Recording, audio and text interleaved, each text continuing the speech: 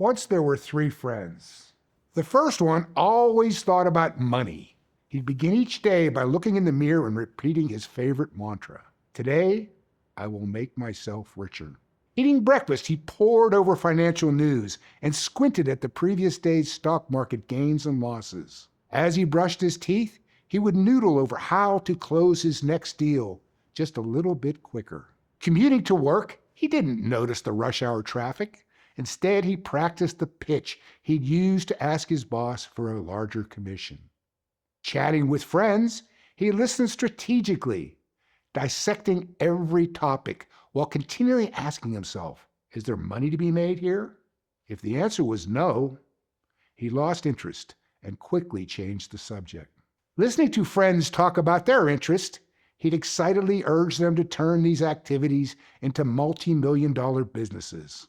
Because of this single-minded focus, the first friend became very wealthy, but accumulating wealth was all he ever thought about.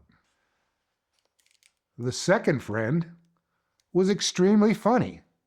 His humor was creative and original, and he loved cracking other people up. He lived for that triumphant moment when, in response to a well-timed punchline, he'd be rewarded with roars of laughter. He craved the constant recognition his humor and creative genius engendered. So, he spent all his time thinking of how to craft his next great joke. Wherever he went, he scrutinized his environment, constantly asking himself, how can I turn this person, place, or thing into a joke? If there was no humorous fodder to be found, he quickly lost interest and moved on. Speaking to friends, he listened analytically, constantly looking for a way to add a juicy quip or a clever play on words. Everybody ended up laughing hysterically whenever he was around. But if you asked him what his friends cared about or enjoyed doing, it would have produced nothing but a blank expression. Eventually, he became a stand-up comedian, selling out local bars, comedy clubs, and even arenas. This second friend was truly funny, but the pursuit of humor was all he ever thought about. The third friend was a womanizer. His whole life was built around seducing women. When he woke up in the morning, his first thought was how he'd find his next conquest. He'd put on an expensive outfit and just a hint of the perfect cologne. Arriving at a local cafe, he'd turn on the charm, gathering a phone number or two before heading to the gym for his workout. Between sets, he'd swipe efficiently through dating apps or listen to podcasts on the art of seduction. He was a regular at bars and nightclubs, his head swiveling from side to side until he locked on to a suitable target. When hanging with friends, he never listened. Instead, he'd nod absent-mindedly while eyeing women across the room. Eventually, he decided that every person should read the Bible at least once. He read the whole book cover to cover. Finishing, he gleefully exclaimed to his buddies, "The Bible is all about sex.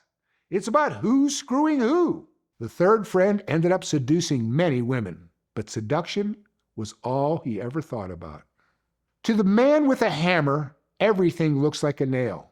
Be careful with your thoughts. Like the three friends, focusing on something intently will lead you to it, but it will also consume you. Watch your thoughts, because they become your actions. Watch your actions, because they become your habits.